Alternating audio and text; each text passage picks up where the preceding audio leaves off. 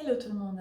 Alors je vais maintenant reprendre la série que j'avais démarrée il y a quelques semaines avant de proposer l'atelier sur les oracles.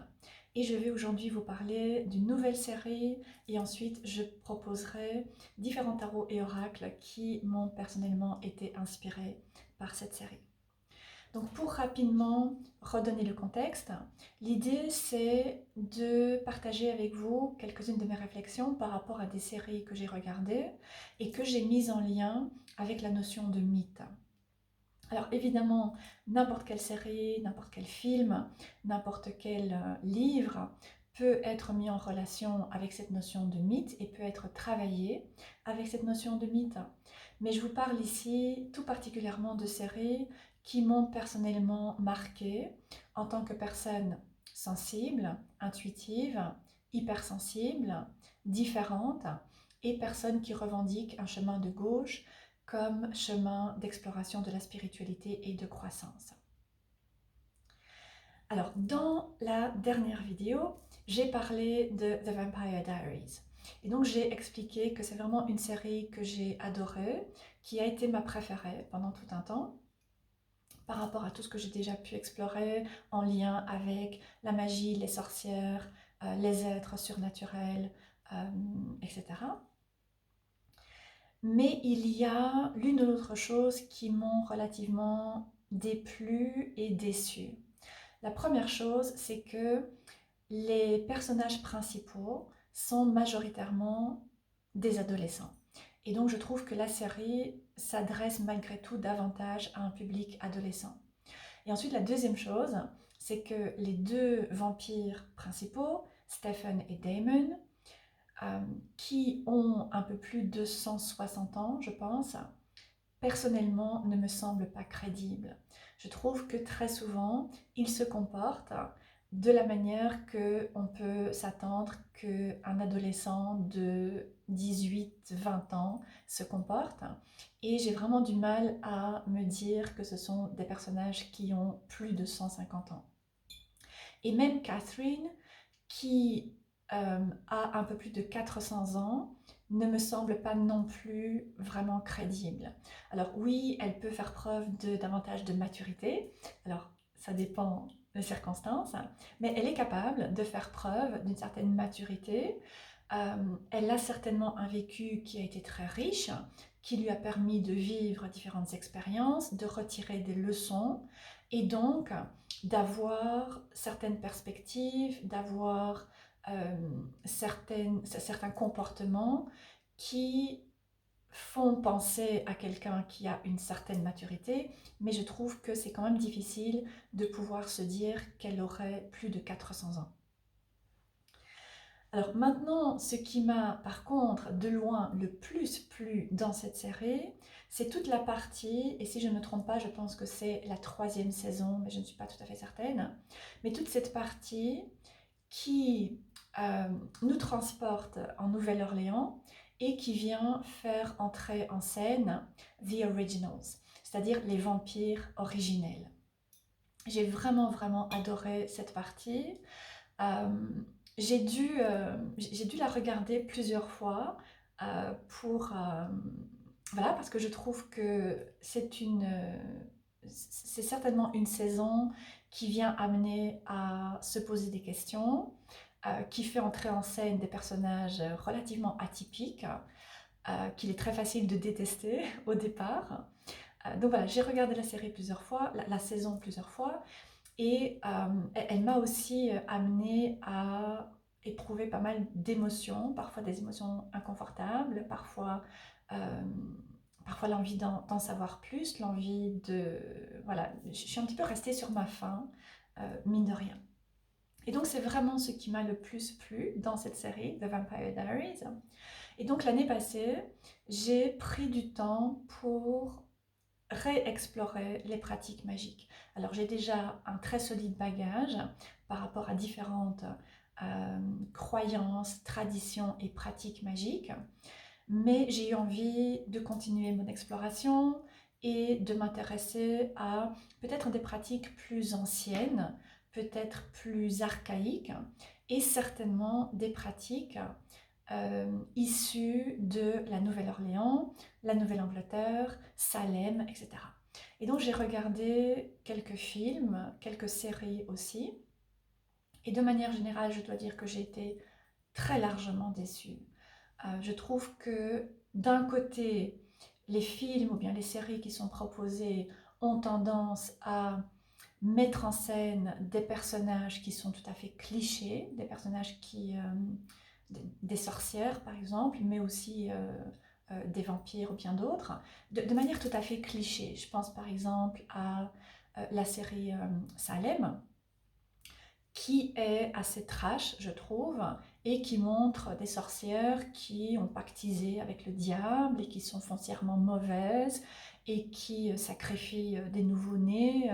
Voilà, on est vraiment dans quelque chose d'extrêmement cliché et qui n'a rien à voir avec les sorcières et avec les pratiques magiques. Et d'un autre côté, il y a pas mal de ces séries ou bien de ces films qui vont choisir l'angle de la persécution des sorcières. Et là, je pense à la série euh, The Essex Serpent, par exemple, qui est une magnifique série, mais qui va s'intéresser à un personnage qui a peut-être une certaine sensibilité.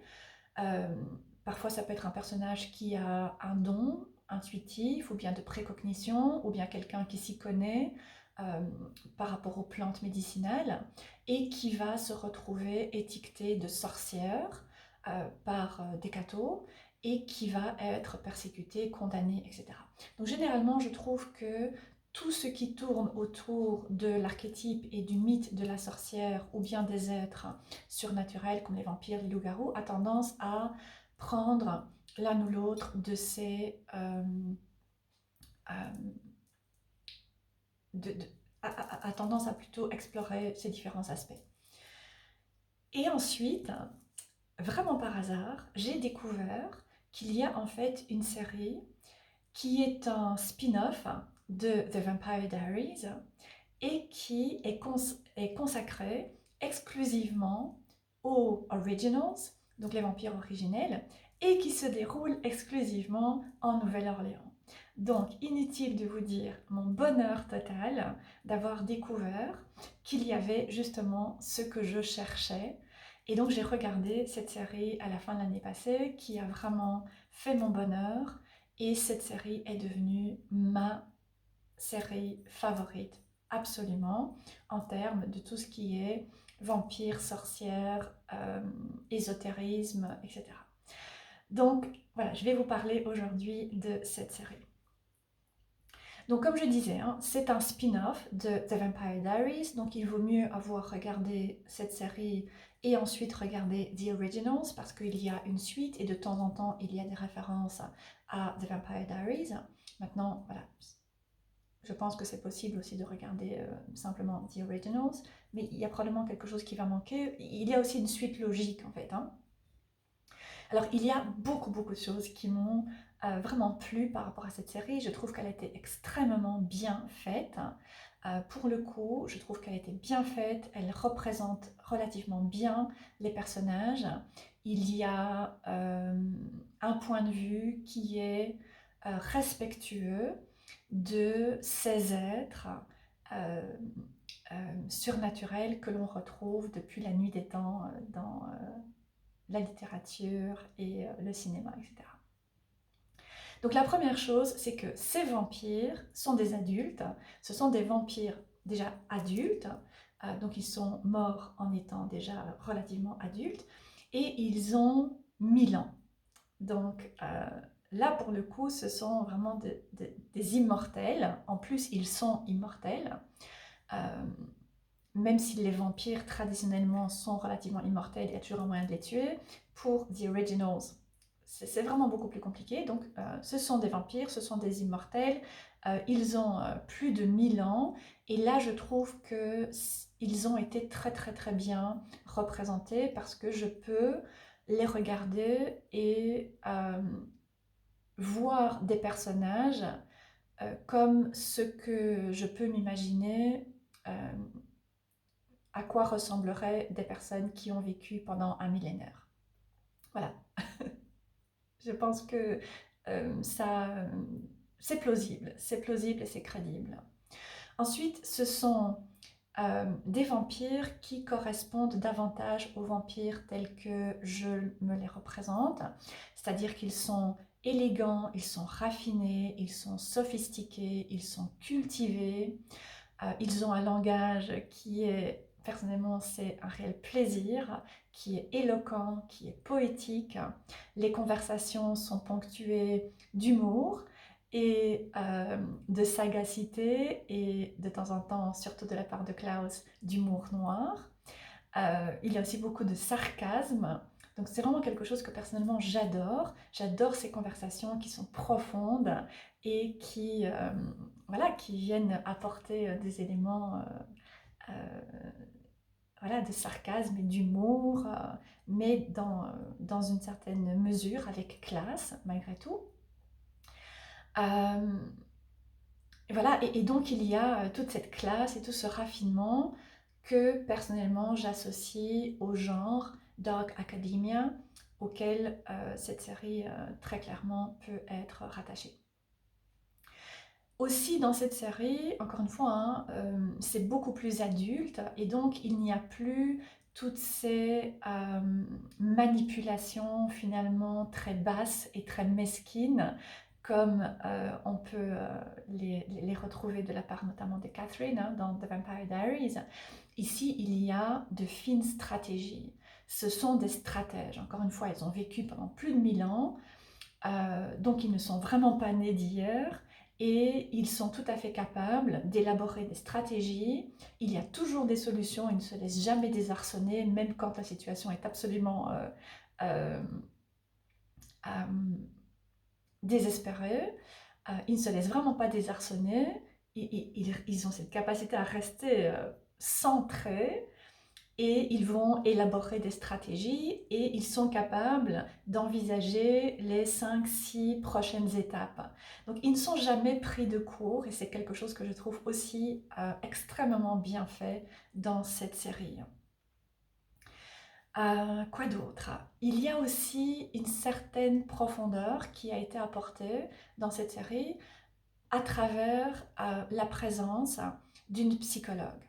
Alors, c'est quelque chose qui aurait pu très rapidement partir en psychologie de comptoir, mais je trouve que là aussi, la série a été très bien écrite et très bien faite.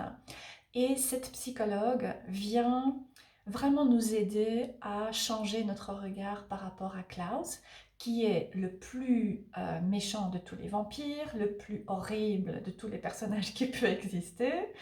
Euh, mais cette psychologue va, déjà elle fait ce que l'on appelle le travail sur les ombres, c'est-à-dire qu'elle est capable de percevoir les mécanismes qui se jouent en fait derrière les comportements de Klaus, et elle va nous aider à ramener la dimension humaine de Klaus. Et c'est quelque chose qui se retrouve vraiment tout au long de la série, et je trouve que c'est un point de vue très intéressant qui a été ajouté à cette série. Parce que personnellement, euh, j'ai réalisé un très puissant travail par rapport à voilà, cette idée de mauvaise personne et de bonne personne. Et j'en reparlerai aussi dans la prochaine vidéo qui sera la dernière pour cette série. Mais j'ai réalisé un très puissant travail ayant moi-même été confrontée à des personnes manipulatrices, perverses, euh, toxiques et violentes. Et donc, évidemment, hein, c'est très facile de cataloguer certaines personnes de mauvaises, mais dans cette série, notamment grâce à la présence de la psychologue, eh bien, petit à petit, on est amené à voir que finalement, Klaus est devenu comme il est. Et donc, on en vient à pouvoir retrouver sa dimension humaine. Je trouve que c'est voilà, extrêmement intéressant. Comme je l'ai dit, hein, c'est devenu ma série préférée, donc je pense que je pourrais en parler pendant plusieurs heures. La dernière chose que je vais dire, c'est que par rapport à toute cette idée de sorcière et de magie, là aussi, j'ai vraiment été très satisfaite par rapport à la série parce que ce qui a été amené a été fait avec respect pour les pratiques magiques et avec un certain réalisme. Alors évidemment, je ne suis pas d'accord avec tout ce qui est faire revenir les morts, ce genre de choses. Voilà, ça c'est quelque chose que je ne pratique pas et voilà, ça ne m'intéresse pas. Je ne considère pas que ça fasse partie de pratiques magiques. Mais de manière générale, il y a une approche de la magie que je trouve très intéressante et qui résonne avec mes propres pratiques. On retrouve la magie ancestrale, on retrouve la spirit magic, la magie des esprits, et on retrouve aussi tout ce qui est plant magic, la magie des plantes. Euh, donc tout cet aspect peut-être plus chamanique, plus ancien, plus archaïque, qui personnellement me parle beaucoup. Voilà. Voilà pour vous donner un peu le contexte par rapport à cette série, ce que j'ai particulièrement aimé et la raison pour laquelle voilà, j'ai eu envie de parler de cette série sur ma chaîne. Et maintenant, je vais partager des tarots et oracles qui m'ont été inspirés par cette série. J'en ai plusieurs, donc ça va être une longue vidéo. Donc je vous invite à voilà, prendre une tisane comme moi, vous installer parce que ça va être une chatty vidéo. Ok, alors, pour commencer, je pense que c'est tout à fait évident, mais je vais parler évidemment du tarot des vampires de Ian Daniels. Donc, dans une série sur les vampires, je pense que c'est tout à fait approprié de recommander d'utiliser le tarot des vampires. Donc, pour The Vampire Diaries, j'avais indiqué que j'avais quelques réticences à parler de ce tarot parce que les personnages étaient pour moi plutôt des adolescents et donc je ne retrouvais pas nécessairement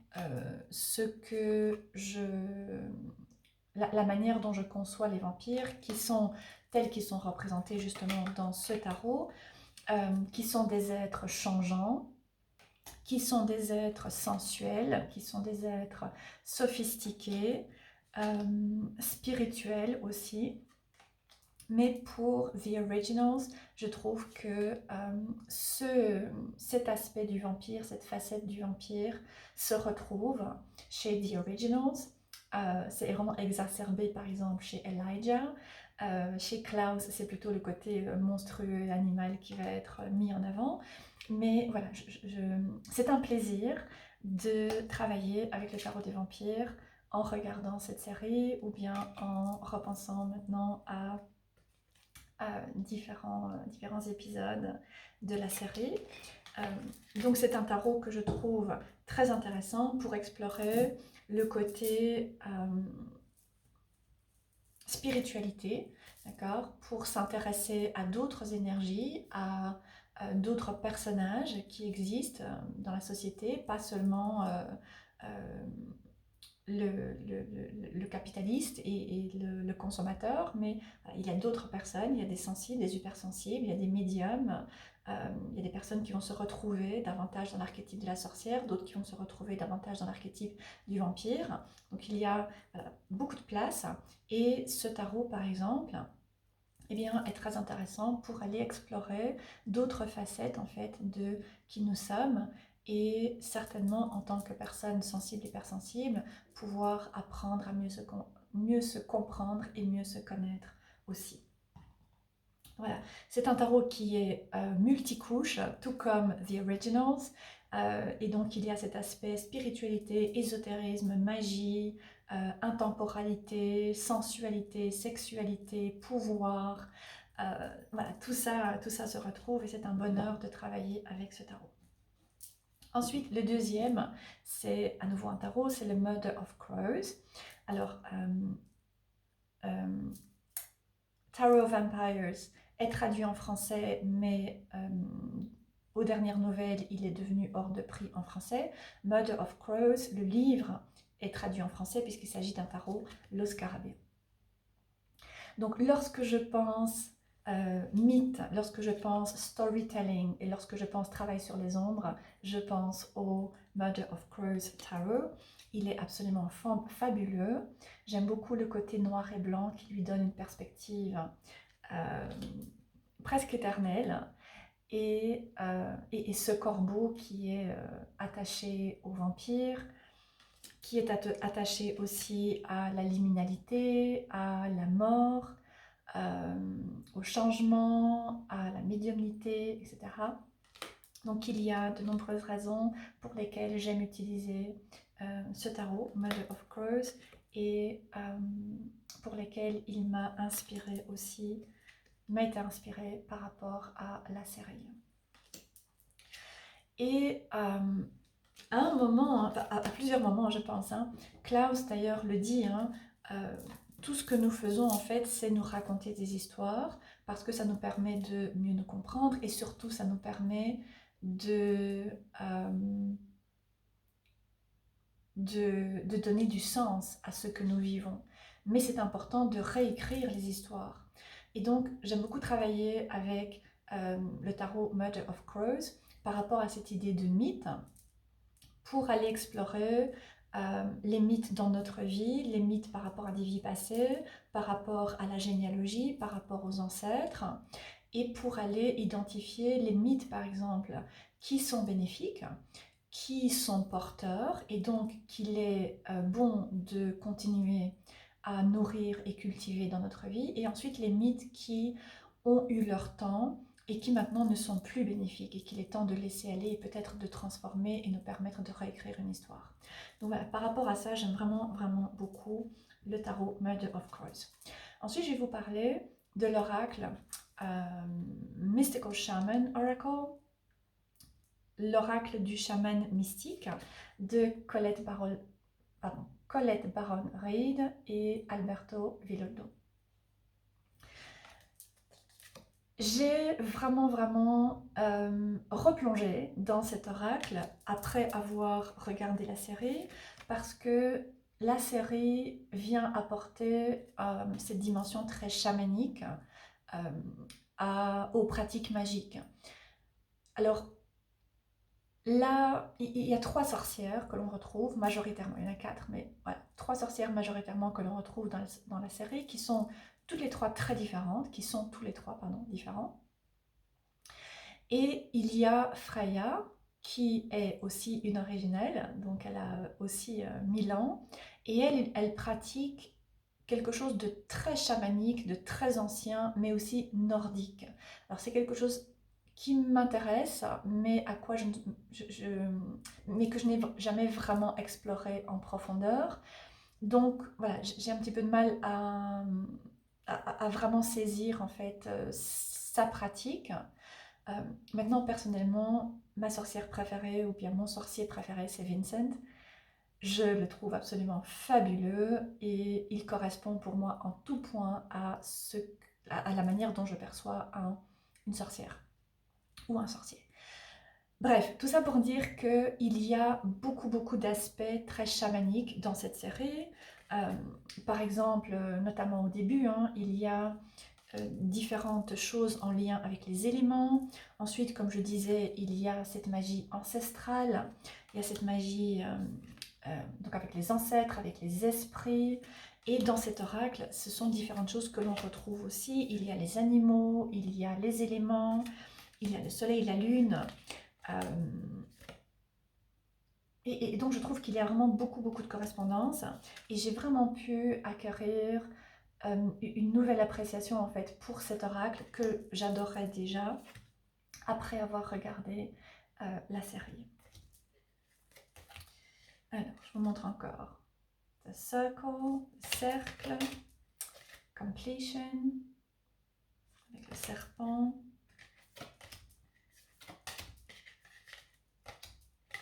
La roue de la médecine.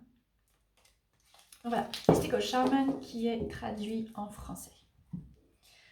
Ok, alors. Ensuite, je vais d'abord parler... Non, je vais d'abord parler de ces 4-ci. Alors, pour après. Ok, je vais commencer par l'oracle Les vampires de Lucy Cavendish, qui est traduit sous le même titre.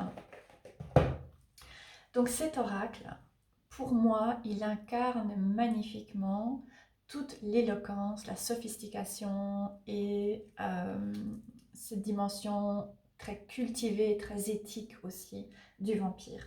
Donc je dirais que quelque part, cet oracle, je l'associe vraiment à Elijah. Mais voilà, il incarne magnifiquement cet archétype du vampire et je le trouve très intéressant pour travailler justement à la spiritualité, travailler à la mort et l'intérêt en fait de réfléchir à la mort, c'est de nous permettre de mieux vivre, c'est de nous permettre de conscientiser que nos jours sont comptés et que donc c'est important de pouvoir utiliser notre vie de la meilleure manière possible et d'être nous-mêmes et d'avoir une éthique, d'avoir des valeurs et de vivre en accord avec cette éthique. En tout cas, pour moi, c'est ce que la mort vient m'enseigner. La mort, Santa Muerte, tout ce qui est liminalité, etc.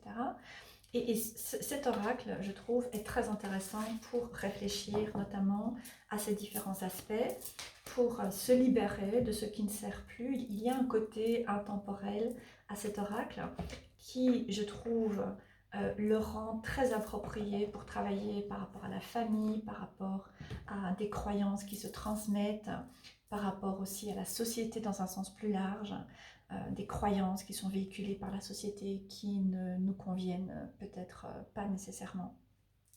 Et ensuite pour explorer la spiritualité avec ce prisme du vampire, donc réfléchir à quel est le sens de notre vie, quelles sont nos valeurs, selon quelles valeurs nous souhaitons vivre et qu'est-ce que nous voulons laisser finalement comme trace après notre passage sur Terre. Ensuite, évident, je vais parler aussi du Fairy Tale Oracle. Donc, pour encore une fois explorer la notion de mythe, explorer la notion d'histoire, je trouve que l'oracle ici a été extrêmement bien fait par Lucy Cavendish, c'est très souvent le cas, mais pour celui-ci, voilà, je trouve qu'il est, il est encore mieux, il est encore plus puissant peut-être que d'autres oracles, parce que Lucy a fait un réel travail approfondi par rapport aux contes de fées, pour nous proposer tout d'abord des contes de fées qui ne se retrouvent pas nécessairement dans ce qui est plus traditionnel, et aussi pour apporter des messages qui ne sont pas non plus ce que l'on retrouve habituellement dans tout ce qui est conte de fées. Donc cet oracle est magnifiquement bien fait, il existe en français aussi, hein, si je ne l'ai pas dit, et il va à nouveau permettre de travailler à cette notion de conte, de récit, d'histoire, de mythe. Quels sont les mythes qui sont à l'œuvre dans notre vie et qu'est-ce que nous pouvons en retirer comme sagesse, comme médecine. Est-ce que c'est un mythe qui est valide et qu'il est bon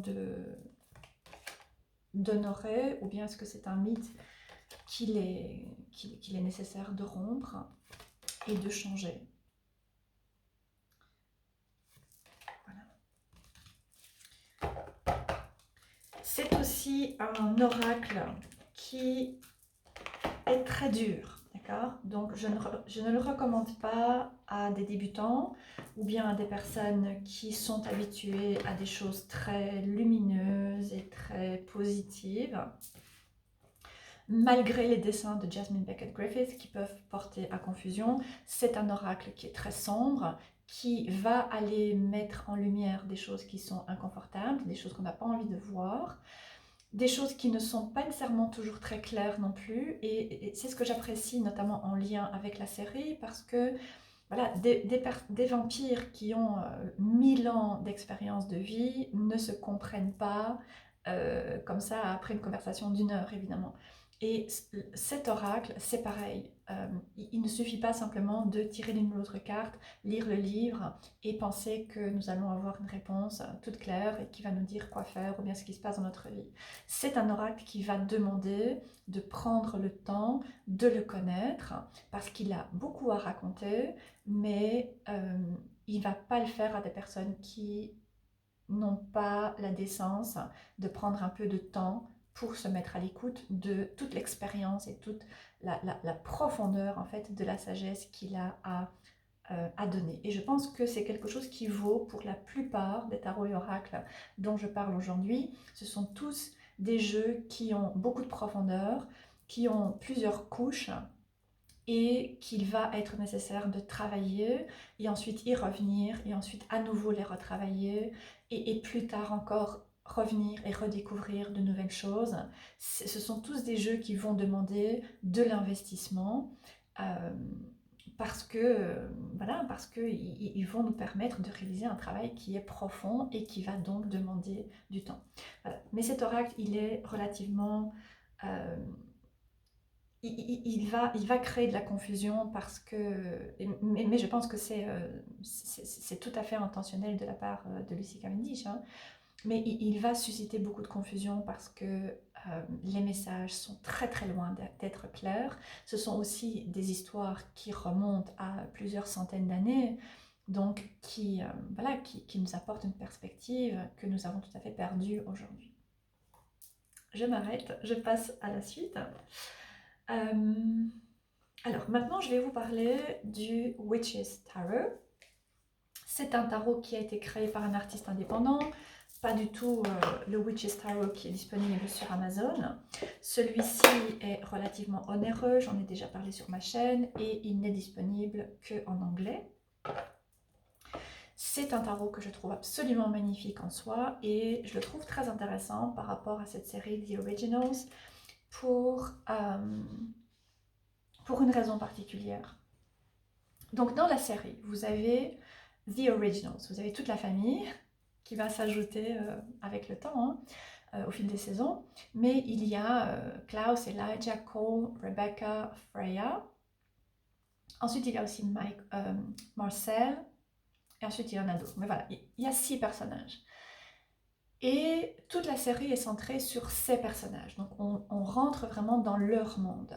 Ce sont des vampires, en plus ce sont des immortels, les plus immortels de tous les vampires, et en plus ce sont les plus anciens de tous les vampires.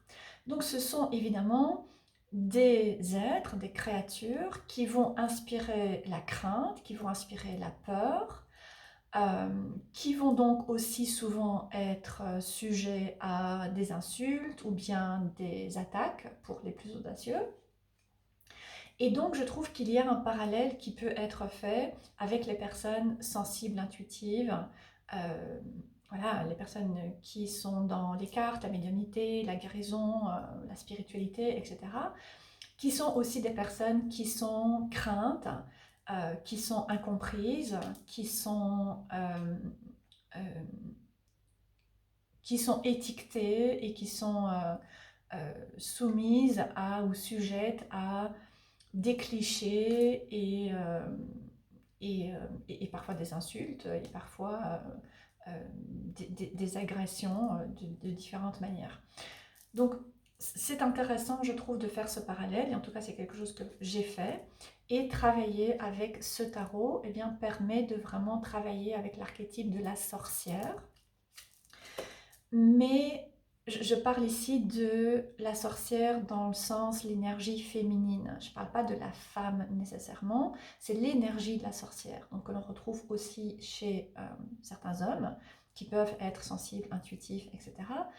Donc toute cette sensibilité, toute la créativité, toute cette dimension mystérieuse, la sensualité de la femme, l'émotivité de la femme et toute l'intériorité de la femme en fait, qui fait de la femme et de cette dimension féminine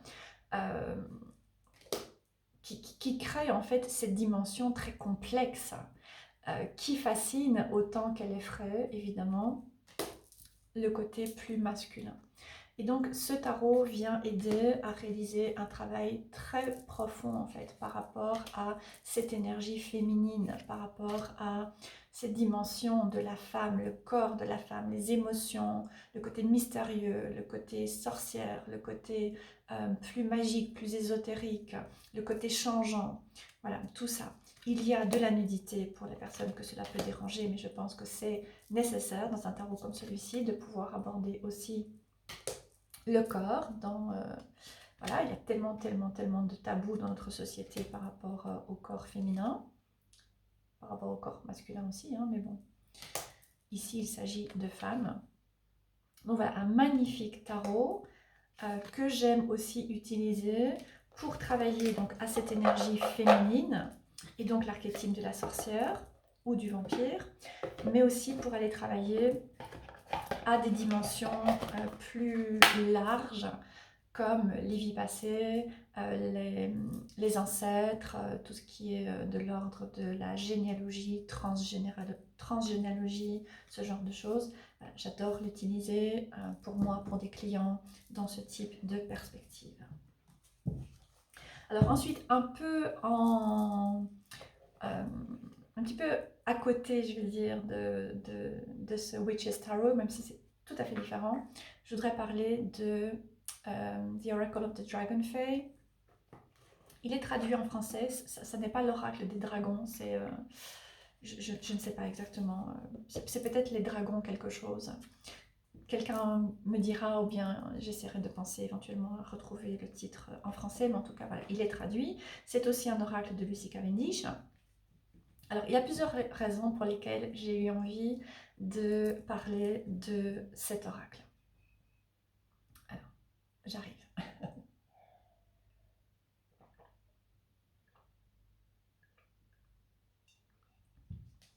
Ok, donc comme je disais, dans la continuité du Witch's Tarot, cet oracle, il est absolument superbe pour travailler à ce côté différent, d'accord? Ce côté féminin, intuitif, spirituel, qui est différent, qui est mal compris, qui a tendance à être rejeté, qui a tendance à être condamné par la société, et que donc nous avons tendance à aussi réprimer pour ne plus être dérangé par la société ou bien pour simplement nous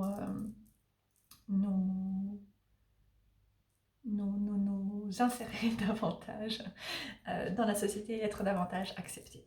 Donc la première chose, c'est, voilà, cet oracle vient nous aider à revenir dans notre sensibilité, accepter qui nous sommes, réaliser un travail très profond par rapport à qui nous sommes et par rapport à notre nature sensible et réapprendre à l'accepter.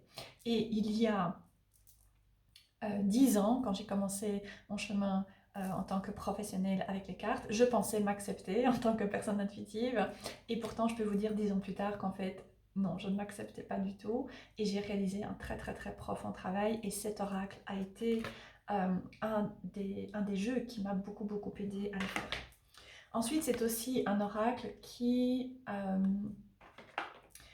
porte une énergie très ancienne puisque l'on retrouve des énergies d'Avalon, des énergies celtiques aussi, peut-être aussi de temps en temps des énergies plus nordiques, aussi quelques traditions asiatiques à l'occasion.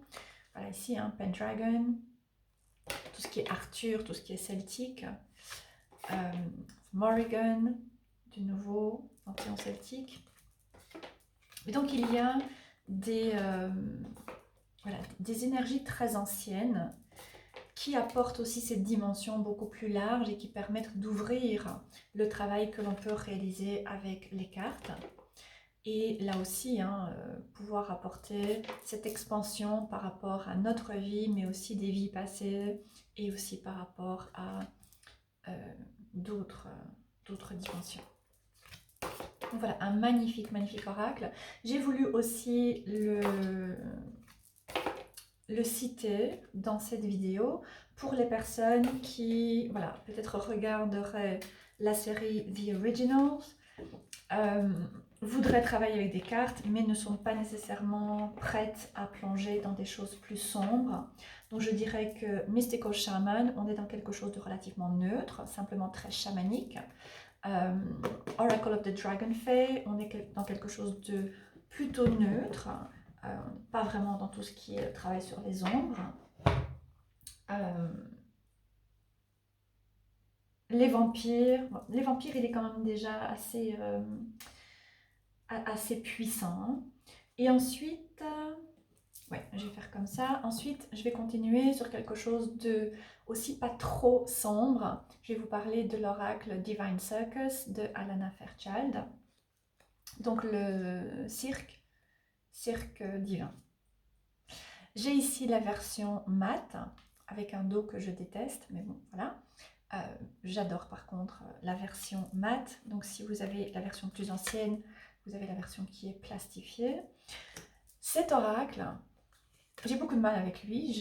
J'adore l'utiliser, mais en même temps, je déteste l'oracle. Je ne suis vraiment pas quelqu'un qui aime tout ce qui est clown, ce genre de choses. Ça ne me parle pas. Ça ne me fait pas peur et ça ne... Voilà, simplement, c'est pas une énergie qui me parle. Mais cet oracle est quand même fantastique. Et ce que j'aime, c'est la dimension cirque et la dimension masque, qui est très intéressante justement lorsque l'on travaille à cette notion de mythe, pour pouvoir conscientiser quels sont les masques que l'on peut avoir tendance à porter, et que parfois il est bon de pouvoir porter, il est bon de pouvoir reconnaître, ok, j'ai tel masque et il m'aide, il me permet de vivre par rapport à certaines personnes, par rapport à certaines situations, et ensuite, tiens, j'ai tel autre masque qui en fait m'empêche de pouvoir me sentir pleinement moi-même, ou bien qui m'empêche de pouvoir être vraiment dans mon alignement et mon authenticité. Donc voilà, c'est le type de travail que cet oracle va permettre de faire. Je l'utilise pour moi, pour des clients dans des consultations. Et à chaque fois, il vient apporter quelque chose de très puissant. Il a aussi un certain équilibre ombre-lumière. Donc pour les personnes qui sont peut-être stressées par rapport à tout ce qui est plus sombre, qui ne sont peut-être pas prêtes à plonger dans les profondeurs, je pense que c'est un chouette oracle. Et ensuite, par rapport à la série, hein, Klaus, à plusieurs reprises, le mentionne, hein, mais qu'est-ce que c'est que ce cirque, quoi, mais vous avez transformé la maison, par exemple, en un énorme cirque. Donc, il y a cette notion, parce que je pense que lorsque quelqu'un a une telle expérience de vie, donc plus de 1000 ans, c'est évidemment inévitable d'avoir un énorme recul par rapport à la vie. Et personnellement, je n'ai pas 1000 ans, mais j'ai vécu énormément de choses et énormément d'épreuves. Et donc, j'ai ce recul par rapport à la vie. Et c'est vrai que très souvent, je me dis, mais quel cirque! Que ce soit par rapport à l'administration, que ce soit par rapport à certaines personnes, que ce soit par rapport à certaines sociétés, il y a ce côté cirque. Et en même temps, ce côté cirque vient aider à pouvoir dédramatiser aussi. Voilà, lorsqu'on est justement dans ce recul, c'est important de ne pas complètement se déconnecter et donc de pouvoir aussi parfois remettre un peu d'humour et se dire, ben oui, voilà, c'est le petit cirque qui est en train de passer dans la ville, on va faire avec, et puis voilà quoi. Donc voilà, d'un côté, il permet de dédramatiser, de mettre un peu de légèreté, mais en même temps aussi de voir que parfois ça ne vaut pas la peine de mettre beaucoup d'énergie dans des choses qui finalement frisent le ridicule. Voilà, donc vous voyez un énorme travail à faire avec l'oracle du cirque divin d'Alana Fairchild. Alors maintenant, je vais passer dans des choses beaucoup plus sombres. Donc là, on va vraiment aller dans l'obscurité, on va plonger. Et la série, à un certain moment, prend des tournants qui sont très sombres, qui sont très cruels, qui sont même noirs et violents. À certains moments, quand même, on y va, hein. On plonge dans ce côté. Ah d'ailleurs, j'ai oublié un tarot. Oui, j'irai le chercher après. Voilà, donc on plonge dans ce côté plus sombre. Et donc, je pense que c'est le moment de parler du tarot Deviant Moon. Alors ce tarot, pour les personnes qui ne le connaissent pas, peut sembler mignon, avec de chouettes petits monstres, mais il ne l'est pas. Il n'est pas mignon. Il est dur, il est très honnête. Euh, il va venir mettre en lumière des choses qui ne sont pas confortables, qui sont dérangeantes, qui peuvent parfois même faire mal, parce que c'est un tarot pour travailler sur les ombres, très très clairement. Et donc, voilà, je trouve très approprié, notamment pour aller explorer différents aspects plus sombres qui sont abordés dans la série, euh, par rapport à plusieurs personnages, par rapport à plusieurs situations qui peuvent se passer. C'est un magnifique, magnifique tarot qui est, je trouve, complexe, qui ne va pas nécessairement être tout à fait fidèle au Rider-Waite-Smith. Donc pour les personnes qui débutent ou bien qui ne connaissent que le Rider-Waite-Smith, eh bien ce tarot-ci, voilà, il suit le système, mais de temps en temps, il s'en écarte. Donc voilà, je pense que c'est important de le mentionner. Et comme je disais, il est assez dur. Voilà, 5 de coupe.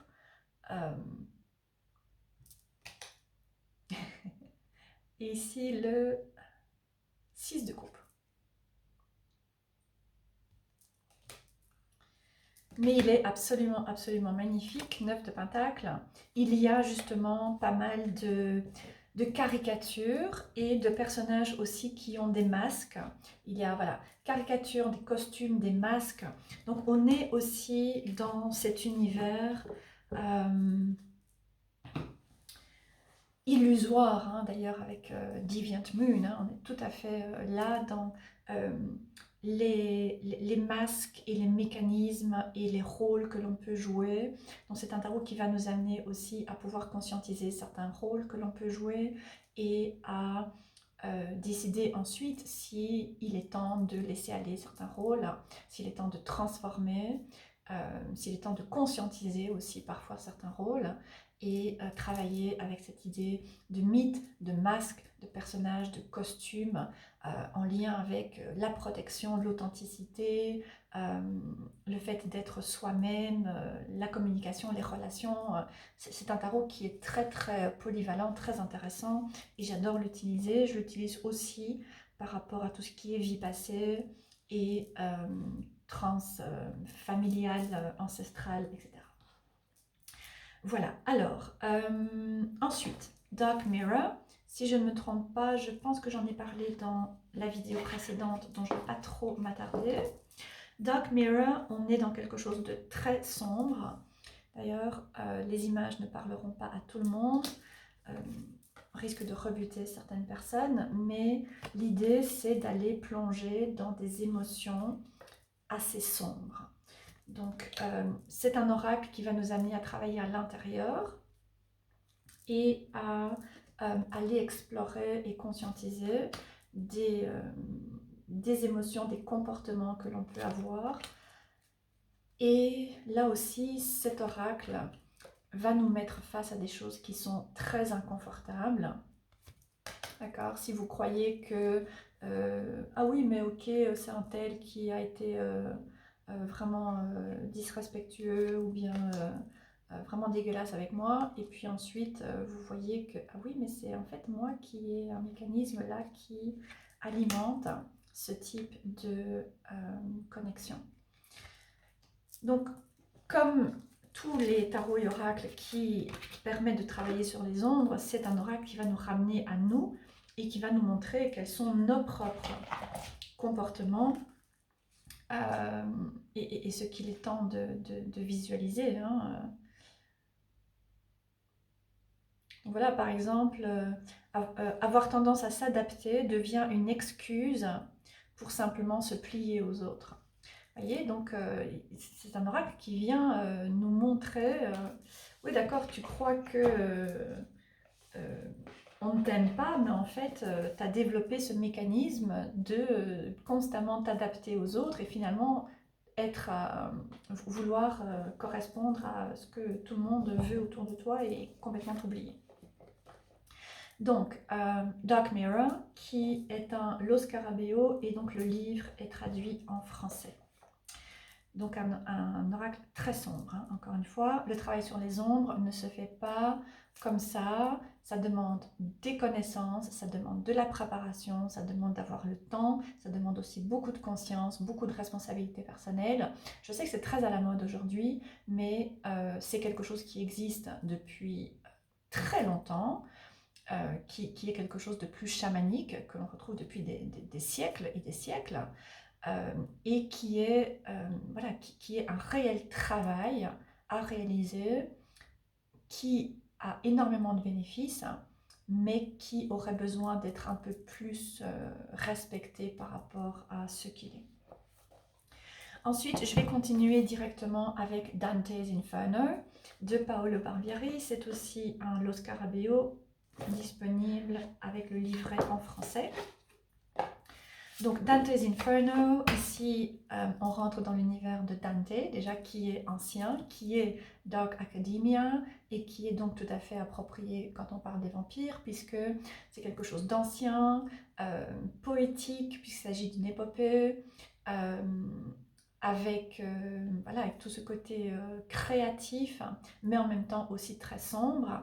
Et Paolo Barbieri a fait un magnifique travail par rapport à cet oracle pour nous permettre de mettre en scène cet enfer représenté par Dante, qui est déjà très viscéral, et donc les images elles-mêmes sont aussi très viscérales, très poignantes, très prenantes aussi. C'est aussi un oracle qui ne va pas nécessairement convenir à tout le monde, mais qui, je trouve, a sa place pour réaliser un certain travail très en profondeur, quand on a commencé à éliminer les premières couches et qu'on est prêt à continuer à descendre.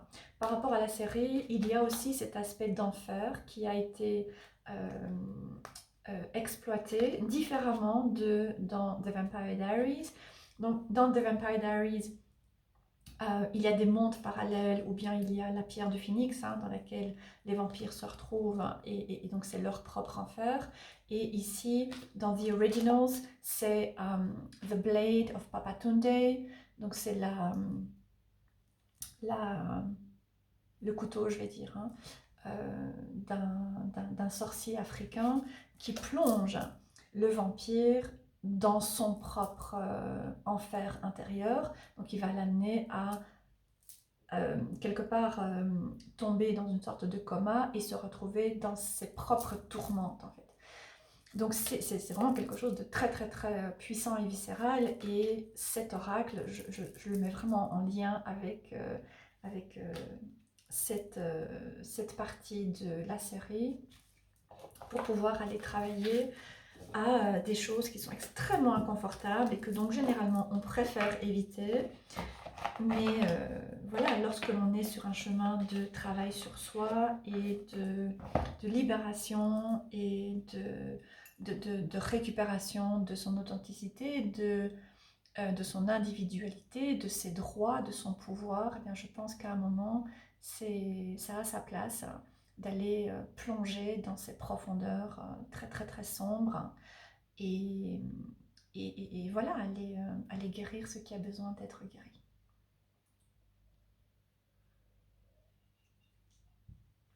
Je vais rapidement aller chercher le tarot.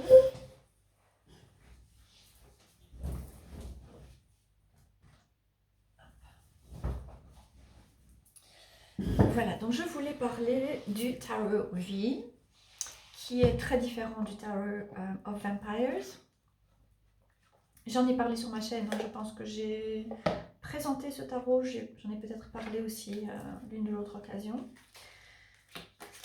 Donc ce tarot est très sombre, il est vampirique dans le côté monstrueux du vampire. Je trouve que c'est quelque chose de très intéressant, et là je vais revenir encore un peu à Klaus et Elijah Marcel aussi, hein. Donc ce sont des vampires. Donc évidemment, il y a d'un côté cet aspect très sophistiqué, élégant, cultivé, euh, avec de l'humour, avec une certaine sagacité, etc. On retrouve vraiment ce vampire-là, très ancien. Mais ensuite, de l'autre côté, il y a aussi le vampire, le monstre, le prédateur, celui qui tue parce que parce qu'il est plus fort et donc il peut le faire et donc il le fait. Il n'a aucune considération pour la vie humaine, il n'a aucune considération pour les autres et donc il va tuer, il va blesser, il va prendre, il va saccager pour son plaisir, ou en tout cas pour ce qu'il estime être juste pour lui. Encore une fois, on se raconte les histoires qu'on est prêt à entendre, hein. Et ce tarot eh bien, vient aider à pouvoir travailler à cette dimension monstre. Donc comme je le disais, hein, pour les personnes qui, comme moi, ont vécu des traumas avec des personnes violentes, abusives, manipulatrices, qu'elles ont représenté dans leur ombre comme étant des monstres, eh bien, à un moment, c'est important d'aller approcher et comprendre ou essayer de connaître ce monstre. C'est aussi un travail que tout le monde n'est pas prêt de faire, mais personnellement, je l'ai fait l'année passée. Et c'est important pour moi parce que contre un monstre, on ne peut rien faire. Tandis que lorsque l'on ramène le monstre à sa dimension humaine, quelqu'un qui a souffert, donc only hurt people can hurt people, seules les personnes qui ont été blessées peuvent blesser d'autres personnes. Voilà. Lorsque l'on revient à cette sagesse, aussi intemporelle, eh bien à ce moment-là, on peut commencer à se libérer de l'emprise que ces personnes peuvent avoir sur nous. Et donc c'est un travail extrêmement intéressant. Dans cette référence à Inanna ici, c'est un travail très intéressant à réaliser et c'est ce que ce tarot vient notamment permettre de faire. Il vient vraiment nous montrer cette dimension beaucoup plus monstre. Et en tant que personne sensible, hypersensible, intuitive, etc., je pense que la société peut parfois créer une idée que la personne sensible, c'est quelqu'un de faible et qui doit se protéger. Et personnellement, je pense, et en tout cas ça a été une partie de mon processus de croissance et d'évolution spirituelle, personnellement je pense qu'à un moment c'est important de pouvoir reconnaître le prédateur et de pouvoir aussi se reconnecter avec notre propre prédateur intérieur, c'est-à-dire à cette dimension de nous-mêmes qui va nous permettre de décider de devenir indépendant et de suivre une passion et pas rester dans un job qui ne nous plaît pas, de décider de poursuivre nos rêves et de décider de se défendre par rapport à quelqu'un qui voudrait nous mettre sous son emprise, qui voudrait peut-être nous causer du tort de différentes manières que ça peut être. Donc voilà, il y a un travail très très très riche à réaliser, que personnellement j'ai réalisé, que j'ai trouvé extrêmement puissant, extrêmement intéressant, et ce tarot m'a beaucoup aidé à le faire, par rapport à ce côté très monstrueux. Et c'est quelque chose qui est très fortement mis en avant dans la série, hein. Klaus, parfois je trouve qu'il répète même un petit peu trop, hein. I'm just the bastard. Voilà, je suis juste ce bâtard en fait.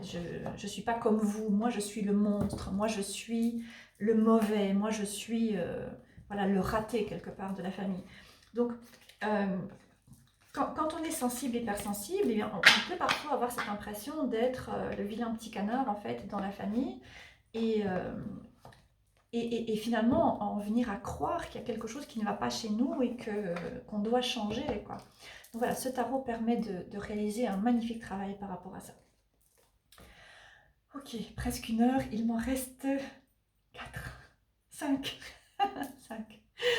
Ok, alors je voulais aussi vous parler de l'oracle Mausolea, The Oracle of Souls. De nouveau un oracle, Lo Scarabeo, donc le livre est traduit en français. Alors dans The Vampire Diaries et dans la plupart des histoires qui parlent de vampires, il y a généralement des cimetières. Ici, dans The Originals, il y a des mausolées. Pour moi, ce sont des choses différentes. Le mausolée fait référence à un sanctuaire et aussi aux ancêtres.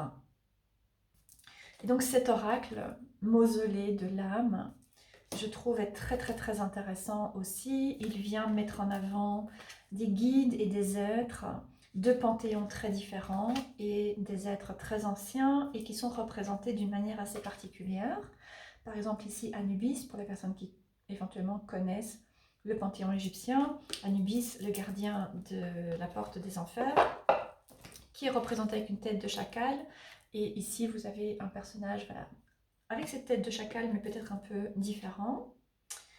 C'est un oracle aussi qui est très sombre. Par exemple ici, The Prince, vous avez tristesse, valeur perdue, sérendipité.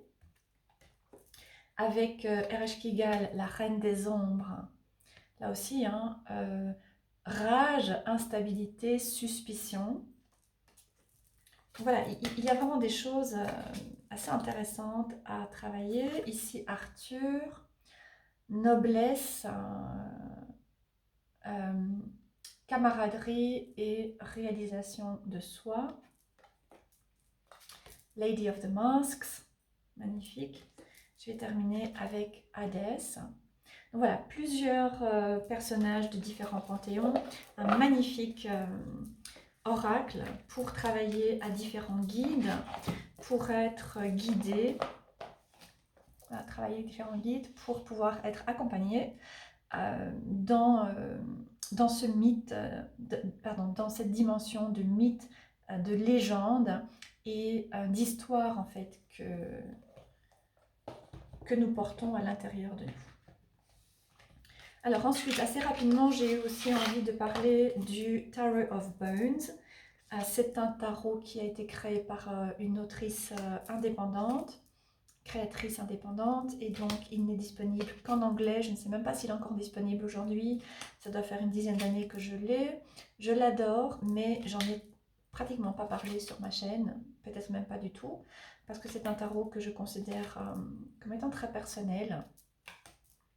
Mais voilà, il vient mettre en avant les ossements, donc on est dans des pratiques qui sont beaucoup plus anciennes, beaucoup plus archaïques, beaucoup plus primitives, sans le côté tout à fait péjoratif qu'on peut lui ajouter. Je trouve personnellement, voilà, travailler avec les ossements, c'est quelque chose à quoi je me suis intéressée il y a quelques années et je pense que c'est quelque chose qui a vraiment beaucoup de valeur. Et comme je disais, hein, Freya, mais aussi Vincent ou bien Davina utilisent dans leur pratique des ossements. Tout ce qui est sang, tout ce qui est ossements, je trouve qu'il y a des symboliques extrêmement riches et intéressantes à aller explorer. Ensuite, je vous parle aussi du Flowers of the Night Oracle. Je ne sais pas s'il est traduit en français, je ne suis pas certaine.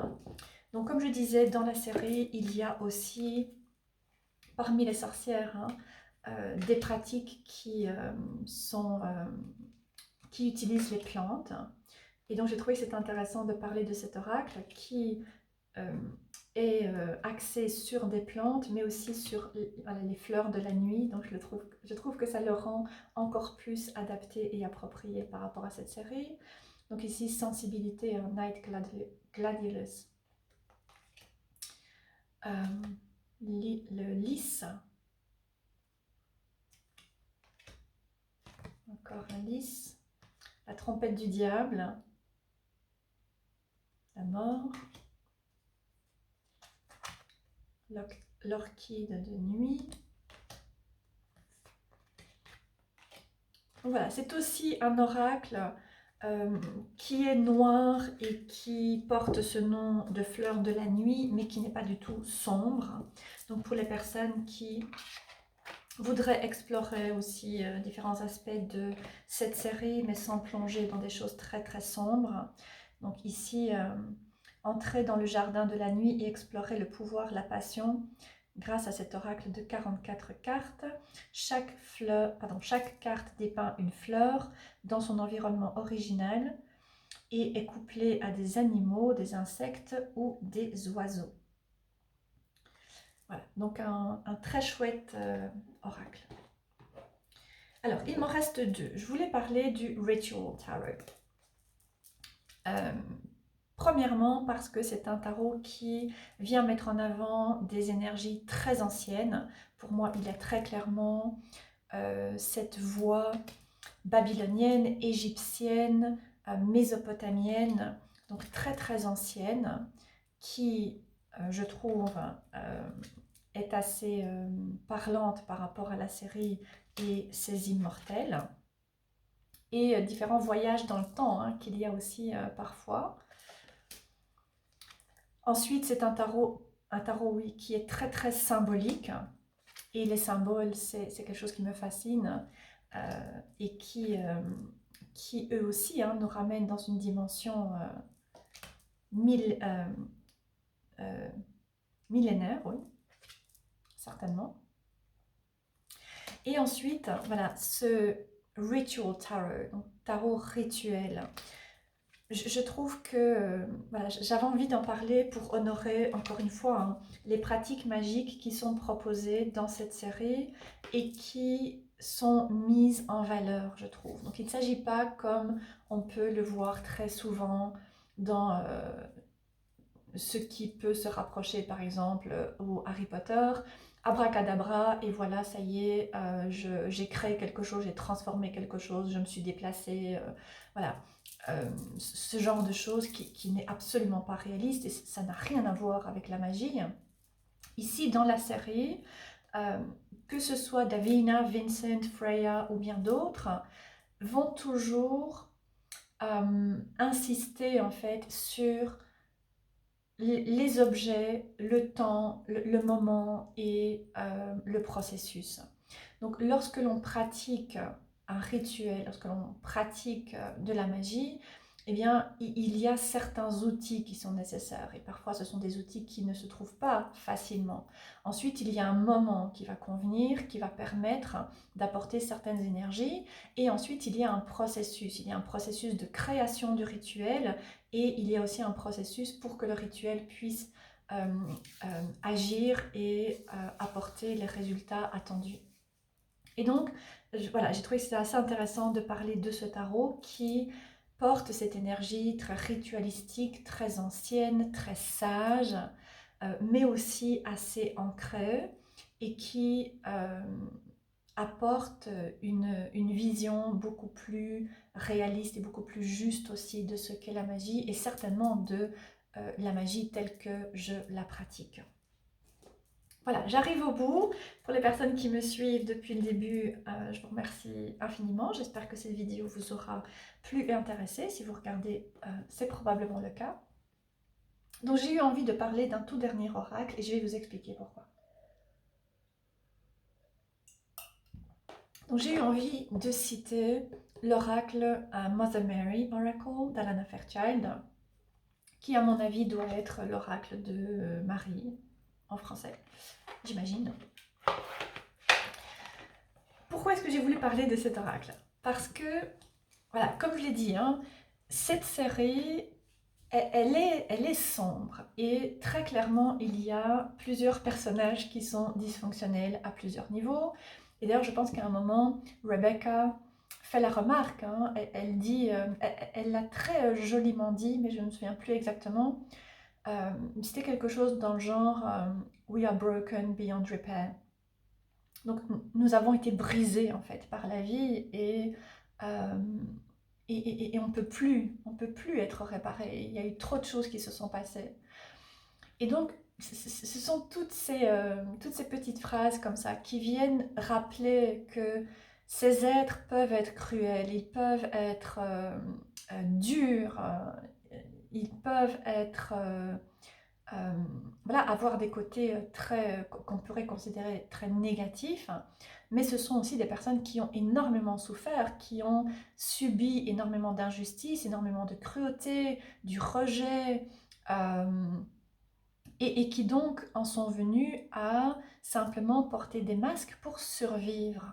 C'est aussi quelque chose qui est répété plusieurs fois, ils sont dans la survie, même si ça fait 1000 ans qu'ils existent, ils ont toujours peur de mourir, ils sont terrorisés de mourir, ils sont terrorisés d'être attaqués, et donc ils sont dans cette survie. Et donc j'ai eu envie de parler de Mother Mary, parce que c'est quelque chose qui est important, je pense.